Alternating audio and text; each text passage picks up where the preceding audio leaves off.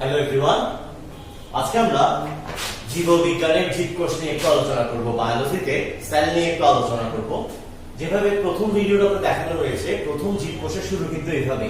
একটা জীবকোষ প্রকৃতপক্ষে দেখতে কেমন হয়, এই ধরনের একটা জীবকোষ হয় এরকম। এখানে অনেকগুলো উপাদান থাকে, কিন্তু এই জীবকোষে শুরুটা হয়েছিল কিন্তু প্রথমে যেভাবে দেখানো হয়েছে ওভাবে অনেকগুলো রাসায়নিক উপাদান, carbon, hydrogen, oxygen, nitrogen, phosphorus, sulphur পানিতে এসে একত্রিত হয়ে প্রথম অ্যামিনো অ্যাসিড গঠন করে এবং সেখান থেকে প্রথম জীবকোষের সৃষ্টি।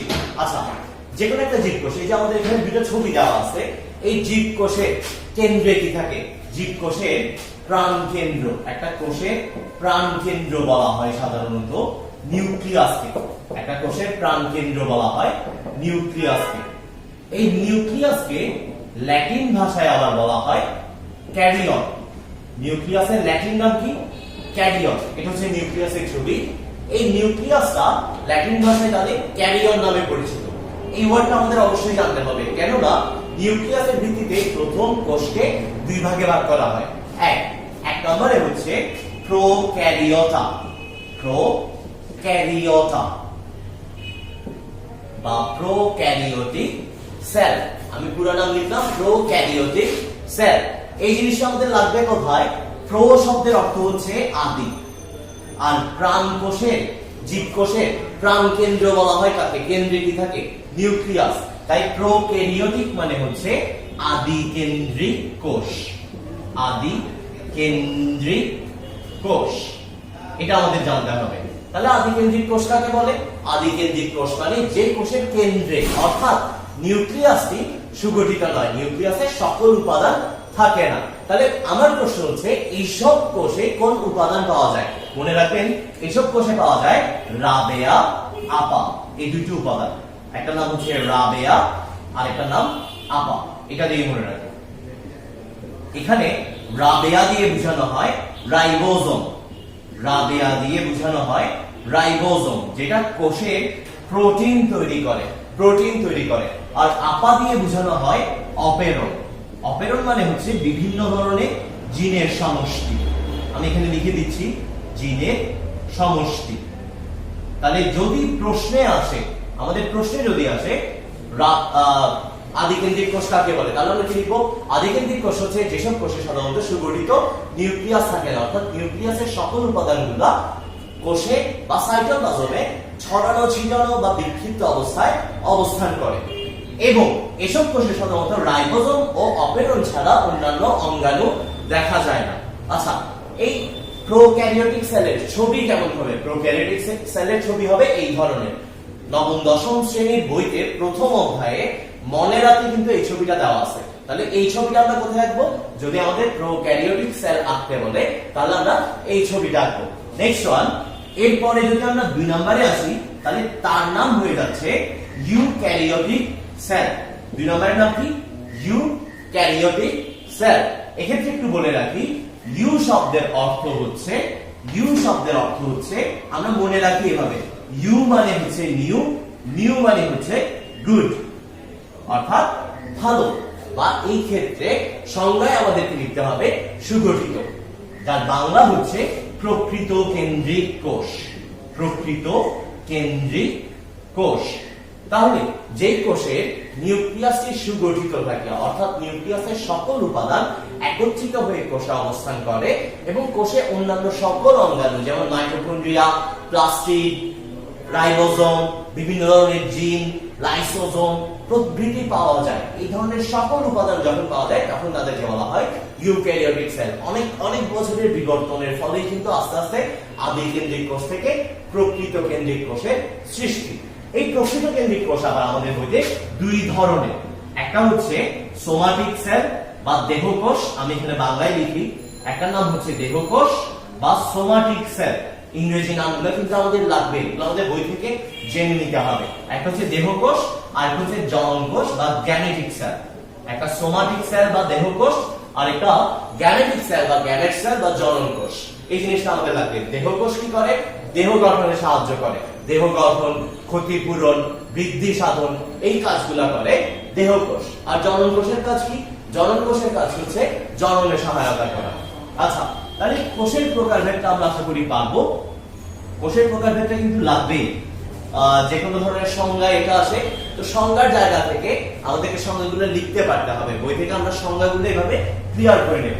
এবার আসি, এই যে পাশে আমাদের কোষ দেওয়া ছিল, এই কোষগুলোর এক একটা উপাদান নিয়ে আলোচনা করি। সবার আগে এই উপরের যে কোষটা দেওয়া আছে, এটা একটা উদ্ভিদ কোষ। এই দুইটা কোষকে আমরা পার্থক্য করব কিভাবে? এখানে একটা কোষে, নিচের কোষে দেখেন শুধুমাত্র একটা আবরণ আছে, একটাই পর্দা, কিন্তু উপরের কোষে দুইটা পর্দা আলাদা রয়েছে। এখানে একটা হচ্ছে কোষ প্রাচীর আর একটা হচ্ছে কোষ ঝিল্লি। তাহলে আমরা এখন কোষ প্রাচীর নিয়ে একটু আলোচনা করি। কোষ প্রাচীর হলো উদ্ভিদ কোষের অনন্য বৈশিষ্ট্য। এটা কখনোই প্রাণী কোষে দেখা যাবে না, উদ্ভিদ কোষে থাকে শুধুমাত্র। এটা মনে রাখতে হবে আমাদের। যেমন একটা আলুর যে ছিলকে বা খোসা থাকে, সেটা কিন্তু এক ধরনের জড় বস্তুতে তৈরি। এটা হচ্ছে তার কোষ প্রাচীর। আচ্ছা, এই উদ্ভিদ কোষের কোষ প্রাচীরটা তাহলে কোন ধরনের, জীবীয় না জড়? এটা কিন্তু জড় প্রাচীর, এগুলো আমাদের মনে রাখতে হবে। আর এটা সাধারণত 3 স্তর বিশিষ্ট হয়। 3 স্তর বিশিষ্ট হয়। যদি আমি এদের নাম লিখি, তাহলে নামগুলো হয়ে যাবে মধ্যপর্দা, সবার ভেতরে বা মধ্যস্থানে যেটা থাকে সেটার নাম হচ্ছে মধ্যপর্দা। তারপর হচ্ছে প্রাথমিক প্রাচীর বা প্রাইমারি ওয়াল। প্রাথমিক প্রাচীরকে ইংলিশে বলা হয় প্রাইমারি ওয়াল। আর আরেকটা আছে সেকেন্ডারি প্রাচীর বা গৌণ পর্দা। এই নামগুলো আমাদের জানতে হবে। আর এর বাইরে যদি একদম সহজভাবে মনে রাখতে যাই, তাহলে রাসায়নিক উপাদানগুলো হচ্ছে এরকম: সি, এইচসি, জিপি, এলজি আর সুবেরিন পেকটিন। এগুলো সবগুলোই কিন্তু চিনি জাতীয় পদার্থ, কার্বোহাইড্রেট বা শর্করা জাতীয় পদার্থ। এটা আমরা ইন্টারেস্ট স্টুডেন্টদেরকে আমরা এভাবে পড়াই, এভাবে মনে রাখবো আমরা। সিএইচসি, জিপি, এগুলো দিয়ে কি হয়? এগুলো দিয়ে হচ্ছে সেলুলোজ, হেমিসেলুলোজ, গ্লাইকোপ্রোটিন। সাথে কি থাকে? Lignin, suberin, pectin. তাহলে রাসায়নিক গঠনটা এটাই। যদি কোষ প্রাচীর নিয়ে প্রশ্ন আসে, তাহলে আমরা অবশ্যই কোষ প্রাচীরের এই ছবিটা আঁকবো, এই ছবিটা লাগবে। আর এই ছবিটাতে দেখা যাচ্ছে সবগুলো স্তর দেখা যাচ্ছে: প্রাথমিক প্রাচীর, মধ্যপর্দা, প্রাইমারি পর্দা, সেকেন্ডারি পর্দা বা গৌণ পর্দা। এই জিনিসগুলো আমাদের দেখাতে হবে। আর উপাদান হিসেবে আমরা লিখবো, এটা উদ্ভিদ কোষের অনন্য বৈশিষ্ট্য। এটি সাধারণত জড় প্রকৃতির হয়। এটি গঠিত হয় রাসায়নিকভাবে cellulose, hemicellulose, glycoprotein, lignin, suberin, pectin জাতীয় পদার্থের সমন্বয়ে। এই জিনিসগুলো কিন্তু তথ্যগুলো আমাদেরকে এখানে দিতে হবে।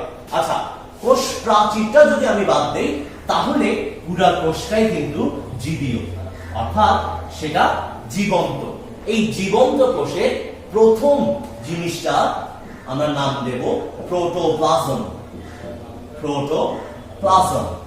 তাহলে আমি যদি একটা কোষ থেকে এটা আপনারা বইতে লিখে রাখবেন অবশ্যই, একটা কোষ থেকে তার কোষ প্রাচীর বাদ দিয়ে দেই, একটা কোষ থেকে যদি তার কোষ প্রাচীর বাদ দিয়ে দেই, তাহলে যেটা থাকবে তার নামই হচ্ছে প্রোটোপ্লাজম। কারণ যদি সহজ করে বলি, তাহলে কি হবে?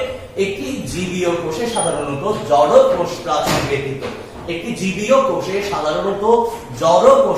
ব্যতীত, কোষ ঝিল্লি বেষ্টিত। কোষ প্রাচীরের নিচে কি থাকে? কোষ ঝিল্লি বেষ্টিত যে সজীব, থকথকে, অর্ধতরল পদার্থ এবং কোষের সকল অঙ্গাণু, যেমন মাইটোকন্ড্রিয়া, সাইটোপ্লাজম, যাই বলি না কেন, সবগুলো যেখানে থাকে তাদেরকে একত্রে বলা হয় কি? প্রোটোপ্লাজম। এই প্রোটোপ্লাজমের সংজ্ঞাটা কিন্তু ছোট প্রশ্নে আসে, এটা আমাদের প্রয়োজন হবে। আচ্ছা, এরপর প্রোটোপ্লাজমের পরে আমরা আসি কোষ ঝিল্লিতে। কোষ ঝিল্লি জীবীয় না জড়? কোষ ঝিল্লি অবশ্যই জীবীয়। কোষ ঝিল্লির ক্ষেত্রে তাহলে আমরা লিখে রাখবো এটা জীবীয় বৈশিষ্ট্য। তাহলে এটা কোন কোষে পাওয়া যাবে? উদ্ভিদ কোষে না প্রাণী কোষে? সবসময় মনে রাখবেন, কোষ প্রাচীর পাওয়া যায় শুধুমাত্র উদ্ভিদ কোষে, কিন্তু কোষ ঝিল্লি পাওয়া যাবে উদ্ভিদ ও প্রাণী উভয় কোষে। এটা যাতে মনে থাকে, উদ্ভিদ ও প্রাণী উভয় কোষে। কোষ ঝিল্লির একটা ছবি পাশে সাবমিট করা আছে, একটু খেয়াল করেন। এই ছবিটাতে উপরের দিকে কিছু আঙুলের মতো অভিক্ষেপ দেখা যায়, এটাকে নাম দেওয়া হয়েছে কি? মাইক্রোভিলাই। মাইক্রো শব্দটা আসছে মাইক্রো শব্দটা আসছে মাইক্রোস্কোপ থেকে, কারণ এদেরকে খালি চোখে দেখা যায় না, এদেরকে অনুবীক্ষণ যন্ত্রে দেখতে হয় বা মাইক্রোস্কোপে দেখতে হয়, তাই এদেরকে বলা হয় মাইক্রোভিলাই। আর ভিলাই শব্দের অর্থ হচ্ছে অভিক্ষেপ, ভিলাই শব্দের অর্থ হচ্ছে প্রবৃদ্ধি বা অভিক্ষেপ। কারণ ব্যাপারটা এরকম, একটা কোষ তার পাশাপাশি একটা কোষের সাথে যুক্ত থাকে বা যোগাযোগ রক্ষা করে এসব মাইক্রোভিলাই দিয়ে। মাইক্রোভিলাই গুলো কিরকম, কোষ প্রাচীরটা সমান করে আসে, কোষ ঝিল্লিটা সমান অবস্থায় আসে, তারপর এখান থেকে কিছু আঙুলের মতো অভিক্ষেপ বের হয়। এই অভিক্ষেপ গুলা দিয়ে সে আরেকটা কোষের সাথে সংযুক্ত হতে পারে বা তাদের মধ্যে আদান প্রদান করতে পারে, বা একটা জায়গা থেকে আরেকটা জায়গার মধ্যে একটা দূরত্ব বা ডিসটেন্স সে মেনটেন করতে পারে। তাহলে এই মাইক্রোভিলাই কাকে বলে, এটা কিন্তু বোর্ডে অনেকবার আসছে, কোষঝিল্লিতে মাইক্রোভিলাই কাকে বলে, এই প্রশ্নটা ছোট প্রশ্নে অনেকবার আসছে, এটা আমাদের লাগবে। মাইক্রোভিলাই মানে কি, তাহলে কোষঝিল্লিতে যে আঙ্গুলের মতো প্রবৃদ্ধি বা অভিক্ষেপ দেখা যায় তাকে মাইক্রোভিলাই বলে, এবং এসব মাইক্রোভিলাইয়ের মাধ্যমে সাধারণত কোষ তাদের মধ্যে পারস্পরিক যোগাযোগ এবং আদান প্রদান রক্ষা করে। এই ক্ষেত্রে একটা জিনিস মনে রাখবেন, ছোট প্রশ্ন আসলে কখনো ছোট করে লিখবেন না।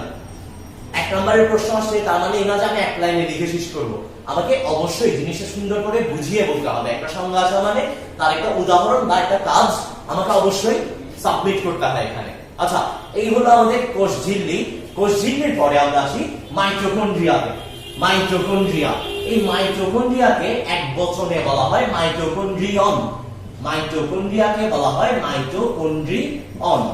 আমি এখানে মাইটোকন্ড্রিয়া লিখছি এবং পাশে এই পাশে একটা ছবি দেওয়া আছে মাইটোকন্ড্রিয়া। মাইটোকন্ড্রিয়াটা কিন্তু একটা দুইটা ঝিল্লিতে আবদ্ধ অঙ্গাণু, এটার আলাদা দুইটা ঝিল্লি আছে। আমি এটা একটু এঁকে বুঝিয়ে দিই আপনাদেরকে। প্রথমত আমি একটা স্যান্ডেলের মতো গঠন আঁকলাম, এটাই হচ্ছে তার বাইরের ঝিল্লি, এটাই হচ্ছে তার বাইরের ঝিল্লি। আর ভেতরের ঝিল্লিটা কিন্তু ভাঁজ হয়ে থাকে, অর্থাৎ বাইরের ঝিল্লিটি সমান কিন্তু ভেতরের ঝিল্লিটি স্থানে স্থানে ভাঁজ হয়ে থাকে। এসব ভাঁজকেই বলা হয় ক্রিস্টি। এসব ভাঁজকে বলা হয় ক্রিস্টি। পাশের ছবিটাও কিন্তু দাগানো আছে। তাহলে এটা হচ্ছে বহিঃঝিল্লি, এটা হচ্ছে অন্তঃঝিল্লি, এটা বাইরের ঝিল্লি, এটা ভেতরের ঝিল্লি, মাঝখানে হচ্ছে আন্তঃঝিল্লি ফাঁকা স্থান। আর সবসময় মনে রাখবেন কোন ঝিল্লিটা সরু অবস্থায় থাকে বা সমান অবস্থায় থাকে, বাইরের ঝিল্লি। কোনটা ভাঁজ হয়ে থাকে, ভেতরের ঝিল্লি। ভেতরের ঝিল্লির ভাঁজগুলোকে কি বলা হয়, ক্রিস্টি বলা হয়। এসব ক্রিস্টিতে সাধারণত দানাদার কিছু অক্সিজম পাওয়া যায়। পাশের ছবিতে দেখা যাচ্ছে দানাদার কিছু অক্সিজম পাওয়া যায়। এসব অক্সিজমে আমাদের শ্বসনে যে শক্তি উৎপাদন হয় তার জন্য প্রয়োজনীয় এনজাইম গুলো থাকে। শ্বসনে যে শক্তি উৎপন্ন হয় তার জন্য প্রয়োজনীয় যেসব এনজাইম, এগুলো থাকে এই অক্সিজমে। অর্থাৎ শক্তি উৎপন্ন হয় কোথায়, শক্তি উৎপন্ন হয় মাইটোকন্ড্রিয়াতে। তাই এই মাইটোকন্ড্রিয়াকে বলা হয় পাওয়ার হাউস অফ সেল। মাইটোকন্ড্রিয়াকে বলা হয় পাওয়ার হাউস অফ সেল বা বাংলায় শক্তি ঘর, পাওয়ার হাউস অফ সেল। আমাদের বইতে সাধারণত শ্বসনের ধাপগুলা লেখা থাকে। শ্বসনের ধাপগুলো হচ্ছে, যদি আমি সিরিয়ালি বলতে যাই তাহলে এরকম: এক, গ্লাইকোলাইসিস, এরপর এসিটাইল কোয়ে সৃষ্টি হয় সেখান থেকে, তারপর ক্রেবস চক্র আর ইলেকট্রন ট্রান্সপোর্ট চক্র। একটা ক্রেবস চক্র আর একটা ইলেকট্রন ট্রান্সপোর্ট চক্র বা ইলেকট্রন ট্রান্সপোর্ট সিস্টেম। এদের মধ্যে ক্রেবস সাইকেল বা ক্রেবস চক্র বাংলায় আর ইলেকট্রন ট্রান্সপোর্ট সিস্টেম ইটিএস, এই দুইটা পর্ব সংগঠিত হয় মাইটোকন্ড্রিয়ার অক্সিজমের এনজাইমের সহায়তায়। তাই একে পাওয়ার হাউস বলে। তাহলে যদি আমাদের বড় প্রশ্ন আসে মাইটোকন্ড্রিয়াকে কেন পাওয়ার হাউস অফ সেল বলা হয়, তাহলে আমরা কি করব, প্রথমত মাইটোকন্ড্রিয়ার বর্ণনা দেব। মাইটোকন্ড্রিয়া হচ্ছে কোষের একটি ঝিল্লিবদ্ধ অঙ্গাণু। এটির দুইটি ঝিল্লি রয়েছে। বাইরের ঝিল্লিটি সাধারণত সমান থাকে কিন্তু ভেতরের ঝিল্লিটি স্থানে স্থানে ভাঁজ হয়ে থাকে। এসব ভাঁজকে কি বলে, ক্রিস্টি বলে। ক্রিস্টিতে কতগুলো বৃত্তাকার দানাদার গঠন দেখা যায়। এগুলোর নাম কি, এগুলোর নাম হচ্ছে অক্সিজম। অক্সিজম, এসব অক্সিজমে কি থাকে, অক্সিজমে শ্বসনে প্রয়োজনীয় শক্তি উৎপাদনের এনজাইম গুলো থাকে। আমাদের শ্বসনের প্রধান দুটি চক্র ক্রেবস চক্র এবং ইলেকট্রন ট্রান্সপোর্ট চক্র এখানে সম্পন্ন হয় বিধায় একে বলা হয় পাওয়ার হাউস অফ সেল বা শক্তি ঘর। এবং অবশ্যই বায়োলজি খাতায় কি করব, ছবি আঁকবো। বায়োলজি খাতার সৌন্দর্য কিন্তু চিত্রে, আমাদেরকে অবশ্যই ফিগার দিতে হবে, এটা মনে রাখবেন। তাহলে এই হলো আমাদের মাইটোকন্ড্রিয়া। মাইটোকন্ড্রিয়ার পরে আমরা আসি প্লাস্টিডে। প্লাস্টিড এই নতুন আরেকটা জিনিস যেটা শুধুমাত্র উদ্ভিদ কোষে পাওয়া যাবে, এটা মনে রাখতে হবে। এটা শুধুমাত্র উদ্ভিদ কোষে পাওয়া যায়, প্রাণী কোষে কখনোই প্লাস্টিড থাকে না। আচ্ছা, উদ্ভিদ কোষে যে প্লাস্টিড থাকে সেটি আবার তিন ধরনের হতে পারে। এক, লিউকোপ্লাস্ট, একটা নাম হচ্ছে লিউকোপ্লাস্ট, একটা নাম হচ্ছে ক্রোমোপ্লাস্ট, আরেকটার নাম হচ্ছে ক্লোরোপ্লাস্ট।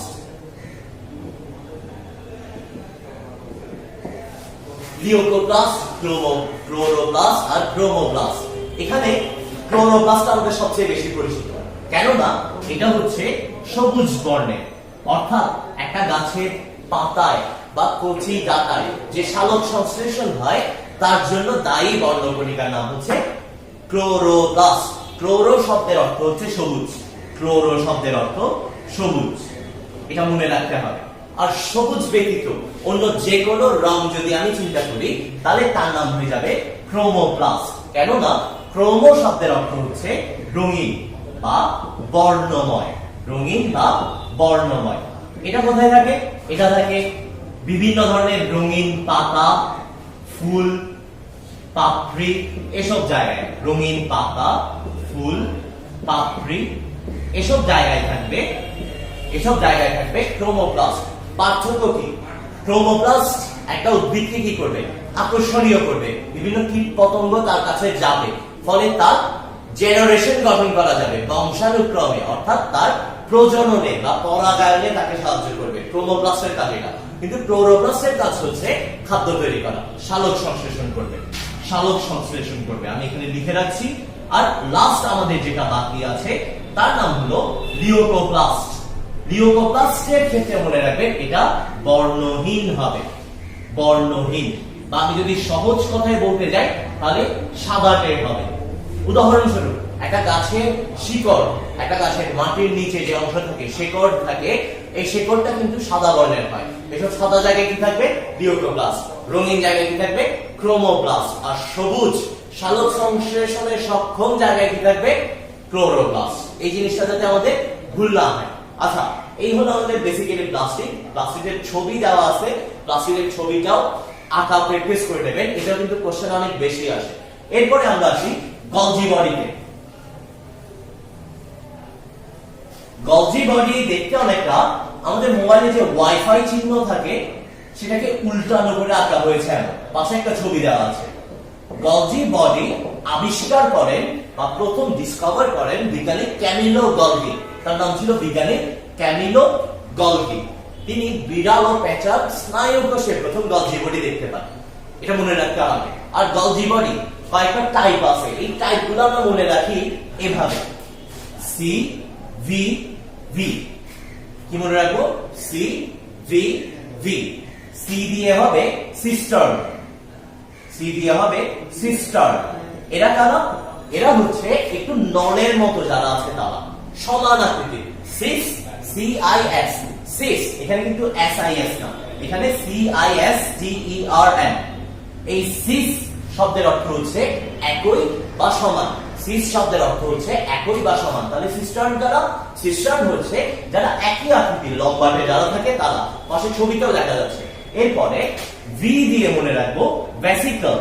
ভেসিকল যদি আমি এটাকে বাংলায় লিখি তাহলে এটার অর্থ হয়ে যাবে থলিকা, অর্থাৎ ছোট ব্যাগ। থলি মানে হচ্ছে ব্যাগ, থলিকা মানে হচ্ছে ক্ষুদ্র ব্যাগ। ছোট ছোট ছোট ছোট গোলাকার যে গঠনগুলো থাকবে তাদের নাম হয়ে যাবে ভেসিকল। সমান আকারে লম্বাটে থাকলে সিস্টার, আর গোলাকার থাকলে ভেসিকল। একটা শর্ত আছে, ভেসিকল হলে অবশ্যই ভেতরে তরল পদার্থ থাকতে হয়। একটা খালি ব্যাগ নিলে কখনোই সেটাকে ভেসিকল বলা যাবে না, সেটাকে অবশ্যই কি বলতে হবে? ভেসিকল বলতে হবে যদি সেখানে তরল পদার্থ থাকে। আর যদি খালি থাকে কোনো কারণে তখন তার নাম হয়ে যায় ভ্যাকুয়াল, তখন তার নাম হয়ে যায় ভ্যাকুয়াল। কেননা ভ্যাকিউম শব্দের অর্থ হচ্ছে খালি, মহাশূন্য। মহাশূন্যকেও কিন্তু ভ্যাকিউম বলা হয়, খালি থাকে যেটা, তাহলে আমরা এটা পারবো। গলগি বডি কি আবিষ্কার করেন? বিজ্ঞানী ক্যামিলো গলগি। কোথায় আবিষ্কার করেন? পেঁচা ও বিড়ালের স্নায়ু কোষে সর্বপ্রথম এদের দেখতে পান। এদের প্রকারভেদ কয় ধরনের? CVV, cistern, vesicle, vacuole. Cistern কেমন হয়? সিস্টার্ন গুলো হয় একই আকৃতি, লম্বাটে, একই আকৃতি, লম্বাটে। ভেসিকল গুলো হয় থলিক আকৃতির এবং এদের ভেতরে সাধারণত কোনো তরল পদার্থ জমা থাকে। আর ভ্যাকুয়াল গুলো হয় গোলাকার বা বৃত্তাকার কিন্তু খালি। আচ্ছা, এদের কাজ কি? গলজি বডির কাজ হচ্ছে বিভিন্ন ধরনের প্রোটিন তৈরি করা, এনজাইম তৈরি করা, হরমোন সংশ্লেষণ করা ইত্যাদি। এরপরে যদি আমরা আসি তাহলে আসবো এন্ডোপ্লাজমিক রেটিকুলামে। এন্ডোপ্লাজমিক রেটিকুলাম আমি শর্টে লিখলাম ইআর।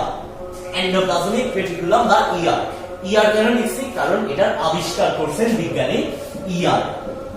কেন ইআর লিখছি? কারণ তার পুরো নাম হচ্ছে পটার। তার পুরো নাম কি?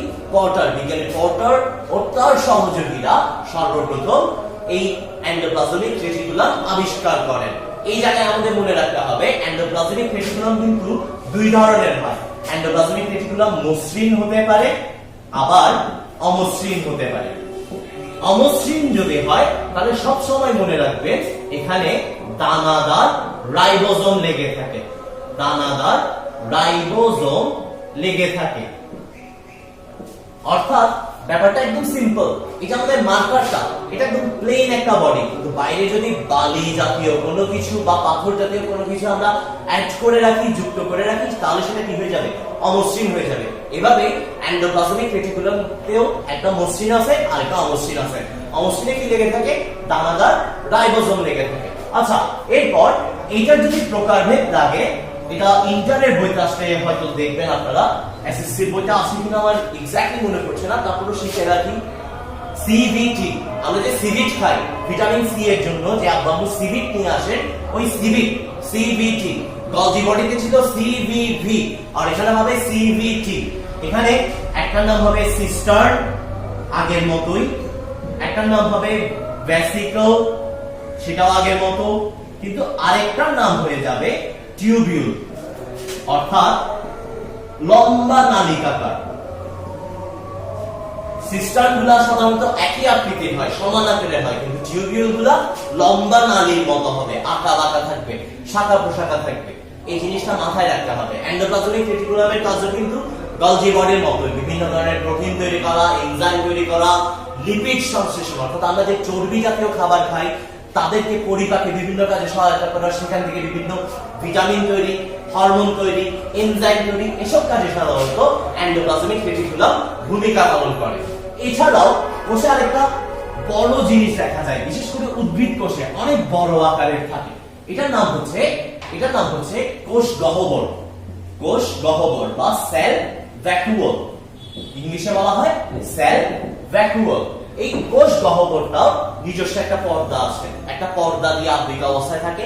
এর ভেতরে বিভিন্ন ধরনের পদার্থ জমা থাকে। কোষের প্রয়োজনে যে কোনো কিছু এই কোষ গহ্বরটাই তাকে সাপ্লাই করে। এই পদার্থগুলোকে একত্রে বলা হয় কোষ রস বা সেল স্যাপ। ইংলিশে বললে সেল স্যাপ। কোষ রস বা সেল স্যাপ। ওকে, আচ্ছা, তাহলে কোষ গহ্বরটা কোথায় বড় আকারে দেখা যায়? উদ্ভিদ কোষে, কিন্তু প্রাণী কোষে কিন্তু এটা দেখা যায় না। উদ্ভিদ কোষের আরেকটা ইন্টারেস্টিং ফ্যাক্ট খেয়াল করেন, কোষ গহ্বরটা বড় হওয়ার কারণেই কিন্তু নিউক্লিয়াসটা এক পাশে সরে গেছে। আবার প্রাণী কোষে তার নিউক্লিয়াসটা কিন্তু একই জায়গাতে একদম কোষের কেন্দ্রেই অবস্থান করে। উদ্ভিদ কোষে কোষ গহ্বর থাকার কারণে নিউক্লিয়াসটি এক প্রান্তে সরে আসে। এই জিনিসটা আমাদের মনে রাখতে হবে। আজকের মতো আমরা লাইসোজোমটা পড়ি, এটা পড়ে শেষ করব। লাইসোজোম হচ্ছে কোষের সুইসাইডাল ব্যাগ। সুইসাইডাল ব্যাগ, আত্মঘাতী থলিকা, সুইসাইডাল ব্যাগ বলা হয় এটাকে। আমি লিখে রাখছি এখানে। সুইসাইডাল ব্যাগ বলা হয় কারণ এখানে হাইড্রোলাইটিক এনজাইম থাকে। হাইড্রোলাইটিক শব্দের অর্থ হচ্ছে আর্দ্র বিশ্লেষণ। এটা কিভাবে কাজ করে আমি একটু বুঝিয়ে দিই। যেমন আমরা যখন রোজা রাখি বা উপোস যখন করি, ওই সময়টাতে আমরা দেখা যায় সারাদিন যখন অভুক্ত থাকি আমাদের শরীরে আস্তে আস্তে শক্তির ঘাটতি দেখা যায়। এখন কোষ তো শক্তি ছাড়া বেঁচে থাকতে পারবে না, তখন সে কি করে, তার লাইসোসোমের যে মেমব্রেনটা থাকে বা আবরণটা থাকে সেটাকে ছিদ্র করে ফেলে। ফলে সেখান থেকে এসব এনজাইম, হাইড্রোলাইটিক এনজাইম গুলা কোষে চলে আসে এবং তারা সমগ্র কোষটাকে নষ্ট করে ফেলে, বিগলিত করে ফেলে বা মেরে ফেলে।